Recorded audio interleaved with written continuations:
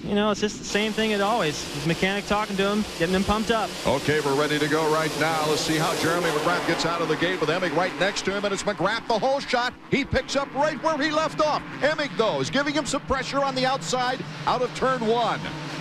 That's pretty neat. Number 1 and 2. And then that's Albertine 16 on the Suzuki in third. So Emig moves back around. He's in the second spot. Number 1 and 2, the two fastest guys from last year in the Nationals, doing battle. McGrath, though, still has that lead. If Emig's going to do anything, he's going to have to do it in the first lap, because typically McGrath gets away. And the rut's pretty deep after an afternoon's worth of action before we get to the 250s. Jeremy McGrath, number 1. Emig, number 2. Albertine in the third spot. Well, listen to him run the throttle wide open. I'm not sure who that was.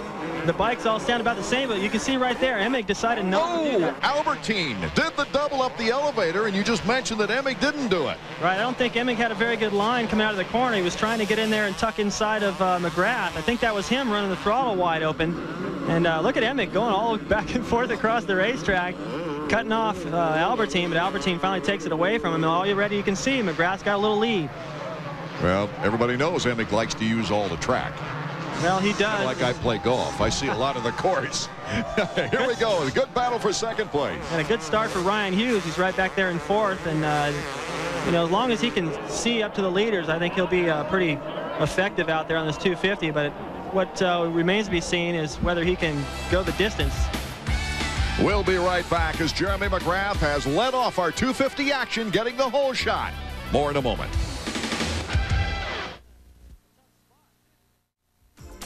Time for our Suzuki flashback, and we go to last year when Jeremy McGrath won his very first overall outdoor national. Well, it wasn't without a fight, though, Art. First, he had to fight off the flu and a bad start in the first moto. Mike LaRocco was the hot one. He's the defending champion with the number 1 on the plate, moving into first place as Jeremy McGrath, testing his teammate Doug Henry, moves into third. He would capture a third-place finish in moto number 1. But LaRocco had to battle with Greg Albertine till the very later stages of the race, and eventually was the stronger LaRocco taking the win in Moto 1. Albertine second, Jeremy McGrath third, but how things change quickly in Moto 2. Well, the two fastest riders from the first moto, Albertine and LaRocco, both with the DNF. That allowed McGrath to go on and win the second moto and the overall. Back to our action at hand. It's Jeremy McGrath in first, Albertine in second, Emig number 2 in third in front of his teammate Ryan Hughes. Here's McGrath coming off the hill. Albertine, a terrific start for Greg, just like in the first moto last year. Right, it looked like he actually lost a little bit of time to McGrath in that first lap, but now he's actually closed the gap as Ryan Hughes has to Jeff Emig, but Hughes didn't do that elevator shaft, and you know, I think it's tough to do when you're right behind somebody. They're kicking up dust, you can't see your line, and you're not going to take any chances there. That could be a decider throughout the afternoon. Coming out of that corner, getting enough lift to take the double, not a single. Right, well, last year you were in third, fourth gear. You had a long straightaway leading up to it. It was pretty easy for most of the guys. This year, we're seeing that as really separating the men from the boys. If you don't get a good run out of the corner, you can't do it. Out of the big sweep and into the whoops, it's Jeremy McGrath, but Greg Albertine is right there. Albertine expecting more of himself this year in the National Outdoors.